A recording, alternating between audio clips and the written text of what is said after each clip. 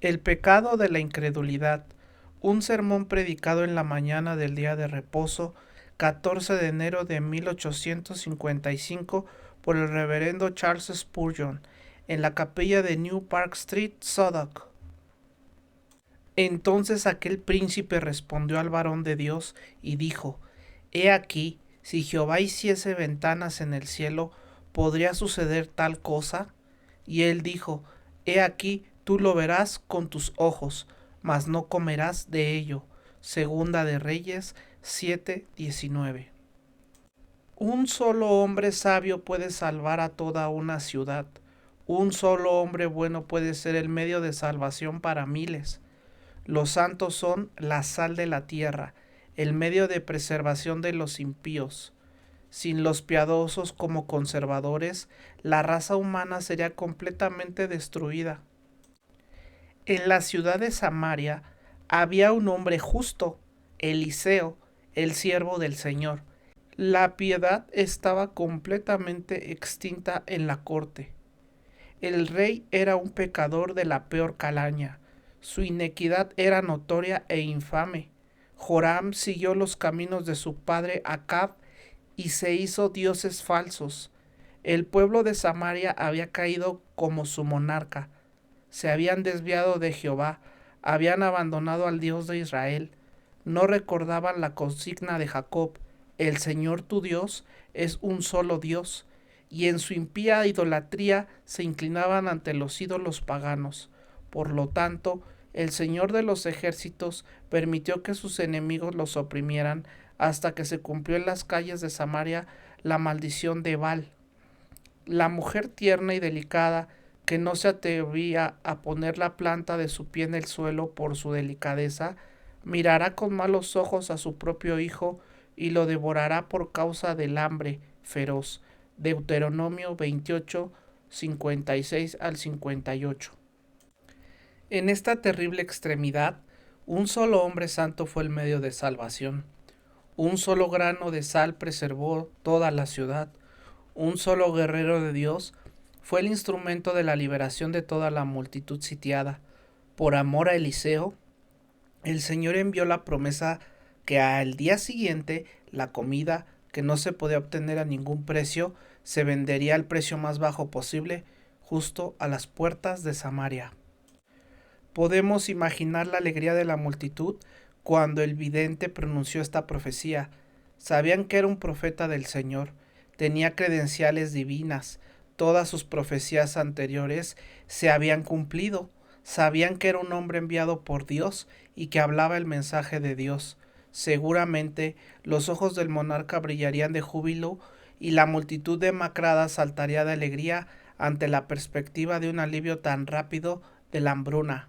Mañana, gritarían, mañana nuestra hambre terminará y nos saciaremos hasta la hartura. Sin embargo, el oficial en quien el rey confiaba expresó su incredulidad. No se oye que el pueblo común, los plebeyos, lo hicieran, pero un aristócrata sí lo hizo. Es extraño que Dios pocas veces haya escogido a los grandes de este mundo. Las altas posiciones y la fe en Cristo rara vez concuerdan bien. Este hombre importante dijo imposible, y con un insulto al profeta añadió: si el Señor abriera ventanas en el cielo, ¿podría suceder tal cosa? Su pecado radicaba en el hecho de que, después de repetidas pruebas del ministerio de Eliseo, aún no creía en las promesas pronunciadas por el profeta en nombre de Dios. Sin duda, había visto la asombrosa derrota de Moab, se había estremecido al conocer la resurrección del hijo de la Tsunamita, sabía que Eliseo había revelado los secretos de Ben-Hadad y cegado a sus tropas invasoras. Había visto cómo las bandas de Siria fueron atraídas al corazón de Samaria, y probablemente conocía la historia de la viuda cuyo aceite llenó todas las vasijas y redimió a sus hijos. De cualquier modo, la curación de Naamán era un tema común de conversación en la corte, y aun así, frente a toda esta acumulada evidencia en contra de todas estas credenciales de la misión del profeta, aquel hombre todavía dudó y, con insulto, declaró que el cielo tendría que abrirse como una ventana antes de que la promesa pudiera cumplirse. Entonces Dios pronunció su condena por boca del mismo hombre que acababa de proclamar la promesa. Lo verás con tus propios ojos, pero no comerás de ello.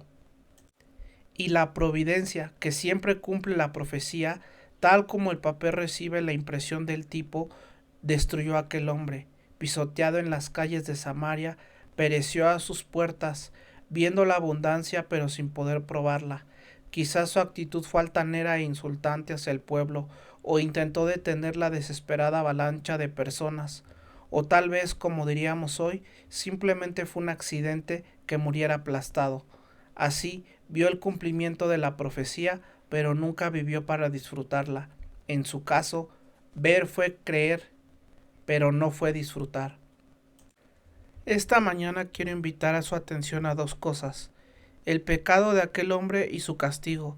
Quizás diga poco acerca de él, ya que he detallado las circunstancias, pero hablaré sobre el pecado de la incredulidad y su castigo. Primero, el pecado. Su pecado fue la incredulidad. Dudó de la promesa de Dios. En este caso particular, la incredulidad tomó la forma de una duda sobre la veracidad divina o una desconfianza en el poder de Dios. O dudó de si Dios realmente decía la verdad, o cuestionó si era posible que Dios cumpliera su promesa. La incredulidad tiene más fases que la luna y más colores que el camaleón. La gente suele decir del diablo que a veces se le ve con una forma y a veces con otra. Estoy seguro de que esto es cierto con el primogénito de Satanás, la incredulidad, pues sus formas son incontables. En una ocasión, veo la incredulidad disfrazada de ángel de luz. Se hace llamar humildad y dice: no quiero ser presuntuoso, no me atrevo a pensar que Dios me perdonará, soy un pecador demasiado grande. Llamamos a esto humildad y agradecemos a Dios que nuestro amigo se encuentre en tan buen estado, pero yo no agradezco por semejante engaño. Es el diablo disfrazado de ángel de luz, sigue siendo incredulidad. Otras veces detectamos la incredulidad en la forma de una duda sobre la inmutabilidad de Dios. El Señor me ha amado, pero quizá mañana me deseche. Me ayudó ayer y confió bajo la sombra de sus alas, pero tal vez en la próxima aflicción no me socorra. Puede que me haya abandonado, que haya olvidado su pacto y que ya no sea misericordioso. A veces esta incredulidad se manifiesta en una duda sobre el poder de Dios. Cada día enfrentamos nuevos problemas, nos vemos atrapados en una red de dificultades y pensamos: seguramente el Señor no puede librarnos. Tratamos de deshacernos de nuestra carga y, al ver que no podemos, imaginamos que el brazo de Dios es tan corto como el nuestro y su poder tan limitado como la fuerza humana. Pero una de las formas más terribles de incredulidad es aquella que impide a los hombres venir a Cristo. Es la que lleva al pecador a desconfiar de la capacidad de Cristo para salvarlo, a dudar de la disposición de Jesús para aceptar a un gran transgresor. Sin embargo, la más horrenda de todas es cuando el traidor muestra sus verdaderos colores, blasfemando contra Dios y negando su existencia con locura. La infidelidad, el deísmo y el ateísmo son los frutos maduros de este árbol pernicioso. Son las erupciones más terroríficas del volcán de la incredulidad. La incredulidad alcanza su plena estatura cuando, quitándose la máscara y abandonando su disfraz, recorre la tierra profanamente, proclamando el grito rebelde: no hay Dios. Intenta en vano sacudir el trono de la divinidad, levantando su brazo contra Dios, y con arrogancia pretende arrebatar de su mano la balanza y el cetro, rejuzgar su justicia, ser el Dios de Dios. En ese momento la incredulidad ha llegado a su máxima expresión, y entonces se ve su verdadera naturaleza, porque la menor incredulidad es de la misma esencia que la mayor. Me asombra, y estoy seguro de que ustedes también lo estarán, cuando les diga que hay personas extrañas en este mundo que no creen que la incredulidad sea un pecado. Extrañas personas debo llamarlas, porque son firmes en su fe en todos los demás aspectos. Pero para hacer que los artículos de su credo sean coherentes, Según ellos imaginan, niegan que la incredulidad sea pecaminosa. Recuerdo a un joven que entró en un círculo de amigos y ministros que discutían si era pecado que los hombres no creyeran en el Evangelio. Mientras debatían, él dijo: Señores, ¿estoy en presencia de cristianos? ¿Son creyentes de la Biblia o no? Ellos respondieron: Por supuesto, somos cristianos. Entonces él replicó: ¿Acaso la Escritura no dice de pecado por cuanto no creen en mí? ¿No es este el pecado condenatorio de los pecadores que no creen en Cristo? Jamás habría pensado que alguien se atreviera tan temerariamente a afirmar que no es pecado para un pecador no creer en Cristo. Pensé que, por muy lejos que quisieran llevar sus argumentos, no llegarían al extremo de mentir para defender la verdad, pero, en mi opinión, eso es exactamente lo que estos hombres están haciendo. La verdad es una torre fuerte y nunca necesita ser apuntalada con el error. La palabra de Dios resistirá todos los artificios humanos. Nunca inventaría una falacia para demostrar que no es pecado que los impíos no crean, porque estoy seguro de que lo es, pues la Escritura me enseña que esta es la condenación, que la luz vino al mundo y los hombres amaron más las tinieblas que la luz. Y también dice: el que no cree ya ha sido condenado porque no ha creído en el nombre del unigénito Hijo de Dios. Por tanto, afirmo, y la palabra lo declara, que la incredulidad es un pecado. Seguramente, para personas racionales y sin prejuicios, no es necesario ningún argumento para probarlo. ¿Acaso no es pecado que una criatura dude de la palabra de su Creador? ¿No es un crimen y una ofensa contra la divinidad que yo, un átomo, una partícula de polvo, me atreva a negar sus palabras? ¿No es la cúspide de la arrogancia y el extremo del orgullo que un hijo de Adán diga con su corazón: Dios, dudo de tu gracia, Dios, dudo de tu amor, Dios, dudo de tu poder? Oh señores, créanme, si pudieran juntar todos los pecados en una sola masa, si tomaran el asesinato, la blasfemia, la lujuria, el adulterio, la fornicación y todo lo vil, y lo unieran en un vasto globo de corrupción negra, ni siquiera entonces igualarían el pecado de la incredulidad. Este es el pecado monarca, la quinta esencia de la culpa, la mezcla del veneno de todos los crímenes, la hez del vino de Gomorra. Es el pecado supremo, la obra maestra de Satanás, el logro principal del diablo. Intentaré por un momento mostrar cuán extremadamente perversa es la incredulidad. Primero, porque es la madre de toda otra inequidad. No hay crimen que la incredulidad no pueda engendrar. Creo que la caída del hombre se debió en gran parte a la incredulidad. Fue en este punto que el diablo tentó a Eva. Le dijo: ¿con que Dios os ha dicho, no comáis de todo árbol del huerto? Susurró y sembró la duda. ¿De verdad Dios ha dicho eso? ¿Cómo se insinuará? ¿Estás completamente segura de que Dios lo dijo? Fue por medio de la incredulidad, esa pequeña cuña, que entró el pecado. Luego vino la curiosidad y los demás pecados le siguieron. Eva tocó el fruto y la destrucción entró en el mundo. Desde entonces la incredulidad ha sido la madre prolífica de toda culpa. Un incrédulo es capaz de cometer los crímenes más viles. La incredulidad, señores, endureció el corazón de Faraón, dio licencia a la lengua blasfema de Rabsacés, y hasta se convirtió en deicidio y asesinó a Jesús. La incredulidad ha afilado el cuchillo del suicida, ha mezclado muchas copas de veneno, ha llevado a miles al patíbulo y a muchos a una tumba vergonzosa, ha arrastrado a hombres a la desesperación, empujándolos con manos ensangrentadas ante el tribunal del Creador. Denme a un incrédulo, déjenme saber qué duda de la palabra de Dios, qué desconfía de su promesa y de su juicio, y con eso como premisa concluiré que ese hombre, tarde o temprano, a menos que haya un poder asombroso que lo detenga, será culpable de los crímenes más oscuros y abominables. Ah, Este es el pecado de Belzebub, pues como Belzebub es el líder de todos los espíritus malignos. Se dice que Jeroboam, que pecó e hizo pecar a Israel, y puede decirse de la incredulidad que no solo peca ella misma, sino que hace pecar a otros. Es el huevo de todo crimen, la semilla de cada ofensa. De hecho, todo lo que es malo y vil está contenido en esa sola palabra, incredulidad.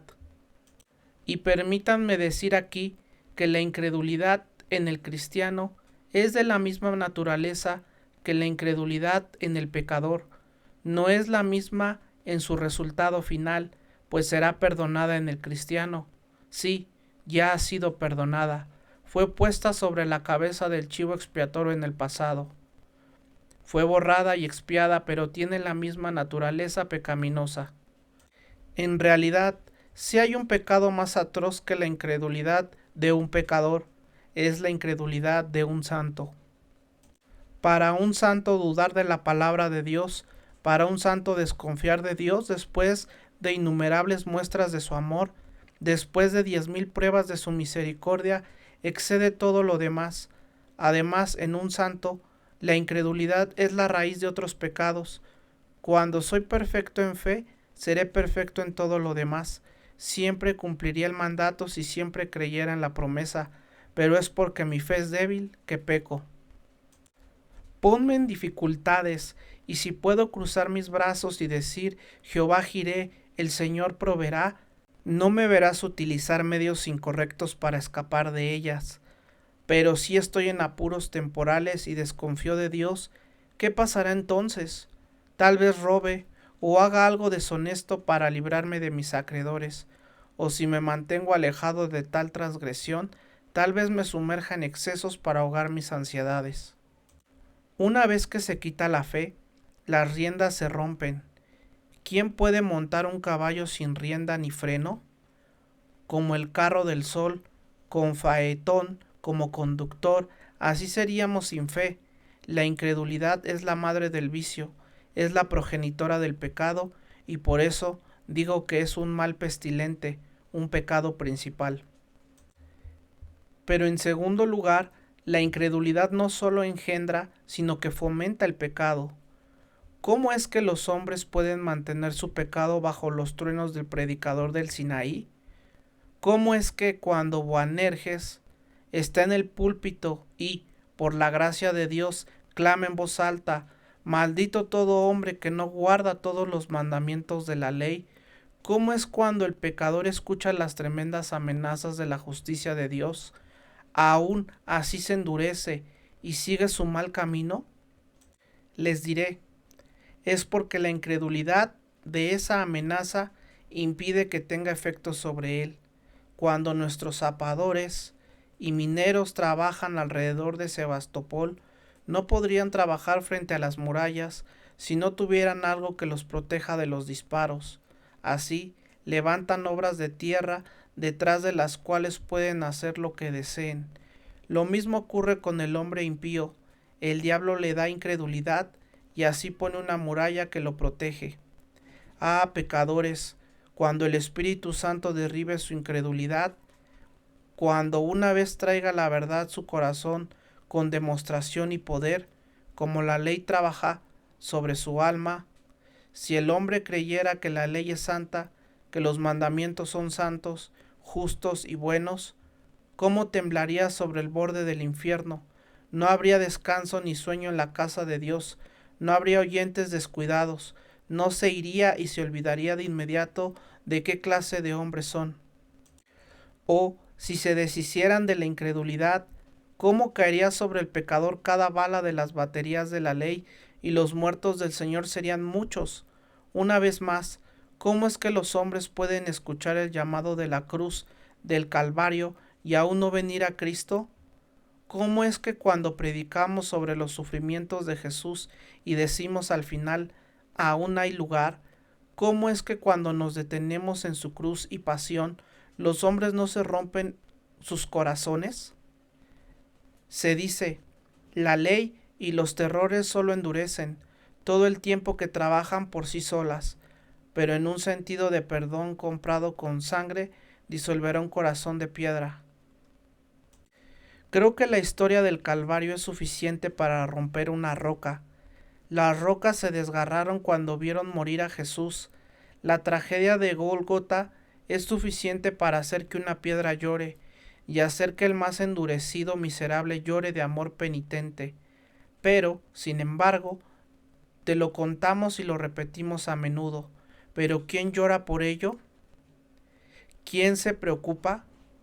Señor, ustedes se sientan tan indiferentes como si no les importara. Oh, miren y vean todo lo que pasa. ¿No les importa que Jesús haya muerto? Parecen decir, no es nada para nosotros. ¿Cuál es la razón? ¿Por qué hay incredulidad entre ustedes y la cruz? Si no hubiera ese grueso velo entre ustedes y los ojos del Salvador, sus miradas de amor los derretirían. Pero la incredulidad es el pecado que impide que el poder del Evangelio obre en el pecador. Y no es hasta que el Espíritu Santo golpea esa incredulidad, no es hasta que el Espíritu Santo rasga esa infidelidad y la derrumba por completo que veremos al pecador viniendo a poner su confianza en Jesús. Pero hay un tercer punto. La incredulidad inhabilita a un hombre para realizar cualquier buena obra. Todo lo que no es de fe es pecado. Es una gran verdad en más de un sentido. Sin fe es imposible agradar a Dios. Nunca me oirás decir una palabra en contra de la moralidad. Nunca me oirás decir que la honestidad no es algo bueno, o que la sobriedad no es algo bueno. Al contrario, diría que son cosas loables. Pero te diré lo que diré después. Les diré que son como las conchas de Hindustán. Pueden ser aceptadas entre los indios, pero no servirán en Inglaterra. Estas virtudes pueden ser muy valoradas aquí abajo, pero no arriba. Si no tienes algo mejor que tu propia bondad, nunca llegarás al cielo. Algunas tribus de la India usan pequeños trozos de tela en lugar de dinero y no los criticaría si viviera allí. Pero cuando llego a Inglaterra, los trozos de tela no bastan. Así que la honestidad, la sobriedad y cosas por el estilo pueden ser muy buenas entre los hombres, y cuantas más tengas, mejor. Te exhorto, todo lo que es hermoso y puro y de buen informe, tenlo, pero no servirá allá arriba. Todas estas cosas juntas sin fe no agradan a Dios. Las virtudes sin fe son pecados blanqueados. La obediencia sin fe, si es posible, es una desobediencia dorada. No creer anula todo. Es la mosca en el ungüento, es el veneno en la olla. Sin fe, todas las virtudes de pureza, toda la benevolencia de la filantropía, toda la bondad de la simpatía desinteresada, todos los talentos de la genialidad, con toda la valentía del patriotismo y con toda la decisión del principio, sin fe es imposible agradar a Dios. ¿No ves entonces lo malo que es la incredulidad, porque impide a los hombres realizar buenas obras? Sí, incluso en los cristianos mismos, la incredulidad los inhabilita. Déjame contarte una historia, un relato de la vida de Cristo. Un cierto hombre tenía un hijo afligido, poseído por un espíritu maligno. Jesús estaba en el monte Tabor, transfigurado, así que el padre llevó a su hijo a los discípulos. ¿Qué hicieron los discípulos? Dijeron, oh, nosotros le echaremos fuera.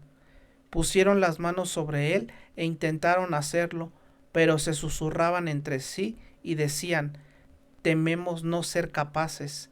Al poco tiempo el hombre enfermó, comenzó a hacer una espuma por la boca, echando espuma y rascando la tierra, sujetándola en sus paroxismos.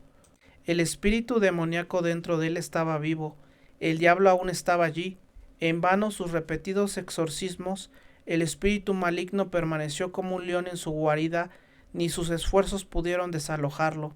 Vete, dijeron, pero no se fue al abismo. Gritaron, pero permaneció inmóvil. Los labios de la incredulidad no pueden espantar al maligno, quien bien podría haber dicho, fe conozco, a Jesús conozco, pero ¿quiénes sois vosotros? No tenéis fe. Si hubieran tenido fe, como un grano de mostaza, Podrían haber echado al diablo, pero su fe se había ido, y por eso no pudieron hacer nada. Mira el caso del pobre Pedro también. Mientras tuvo fe, Pedro caminó sobre las aguas del mar. Ese fue un caminar espléndido, casi lo envidio, caminando sobre las olas. Vaya, si la fe de Pedro hubiera continuado, podría haber cruzado el Atlántico hasta América. Pero de repente vino una ola detrás de él y pensó, eso me barrerá. Luego vino otra ola delante de él y gritó, eso me abrumará. Y pensó, ¿cómo pude ser tan presuntuoso como para caminar sobre estas olas? Y Pedro cayó. La fe era el salvavidas de Pedro, la fe era el amuleto de Pedro, lo mantenía arriba, pero la incredulidad lo hizo descender. ¿Sabes tú y yo, toda nuestra vida, tendremos que caminar sobre el agua? La vida de un cristiano es siempre caminar sobre el agua. La mía lo es, y cada ola nos devoraría, pero la fe nos hace permanecer. El momento que dejas de creer, ese momento llega la angustia y te hundes. Oh, entonces, ¿por qué dudas? La fe fomenta cada virtud, la incredulidad asesina cada una. Miles de oraciones han sido estranguladas en su infancia por la incredulidad. La incredulidad ha sido culpable de homicidio infantil, ha matado muchas peticiones infantiles, muchas canciones de alabanza que habrían engrosado el coro de los cielos, han sido sofocadas por un murmullo de incredulidad. Muchos nobles proyectos concebidos en el corazón han sido marchitos antes de poder salir por la incredulidad. Muchos hombres habrían sido misioneros, habrían estado y predicado el evangelio de su maestro con valentía, pero tuvieron incredulidad. Una vez haces a un gigante incrédulo, se convierte en un enano. La fe es el cabello de Sansón del cristiano. Córtalo y puedes sacarle los ojos y no puede hacer nada. Pero la verdadera razón por la que el pueblo de Dios no se alimenta bajo un ministerio del Evangelio es porque no tiene fe. Si creyeras, si tan solo escucharas una promesa, eso sería suficiente. Si solo escucharas una cosa buena desde el púlpito, aquí habría alimento para tu alma, porque no es la cantidad que escuchamos, sino la cantidad que creemos, lo que nos hace bien. Es aquello que recibimos en nuestros corazones con fe verdadera y viva, lo que es nuestro provecho. Pero permítanme aplicar esto principalmente a los no convertidos. A menudo ven grandes obras de Dios hechas con sus ojos, pero no las comen. Una multitud de personas ha venido aquí esta mañana a ver con sus ojos, pero dudo que todos ellos coman. Los hombres no pueden comer con sus ojos, porque si pudieran, la mayoría estaría bien alimentada, y espiritualmente las personas no pueden alimentarse simplemente con sus oídos, ni solo con mirar al predicador, y por eso encontramos que la mayoría de nuestras congregaciones vienen solo a ver. Ah, vamos a ver, ¿qué diría este parlanchín, este junco movido por el viento? Pero no tienen fe, vienen, ven y ven, pero nunca comen. Hay alguien al frente que se convierte y alguien abajo que es llamado por gracia soberana.